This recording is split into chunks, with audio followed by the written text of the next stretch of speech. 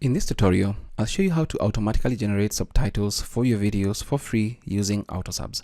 Welcome to this video. My name is David and I hope you're well wherever you are around the world. Now, AutoSubs is available for Windows, Mac and Linux, so everyone is covered. It's also available for DaVinci Resolve for people using the free version of DaVinci Resolve. Now, it's AI-powered subtitles for DaVinci, but it has a standalone version. This was introduced in version 3 and it allows you to generate and style subtitles directly on your editing timeline to match your brand. That is for DaVinci Resolve. To download it, you can click on this or go to the GitHub releases section to download. I've already downloaded and installed it, so I'm just going to open it up. And once I do that, I'm going to just minimize everything else here and maximize it. So this is the dashboard, and by default, it lands you in the Resolve section. I'll just click on standalone and not allow changes, but from the standalone, we can easily now transcribe our video into subtitles or even an audio file. I'll navigate to the folder with the video or audio I want to transcribe into subtitles. Now, just go to my folder and just drag and drop it right there. And it's going to be available right here. You can check out the different sections here for processing and all that. That is the language, if you want to translate, if you want to set speaker labeling, and the AI transcription model being used.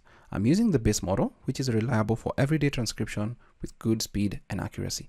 To download more models, you'll need to click on these particular arrows here. And once you do that, you can now go to other available models. That is the small, medium, or even the large. Please take a note that the RAM is going to be in question here, depending on what version you go with, but the accuracy might be better. So we are going to stick with what we have, the base model, and then scroll down slightly. You might need to use GPU acceleration if you have a graphics processing unit to speed up all this, and also dynamic time wrapping to improve subtitle word alignment.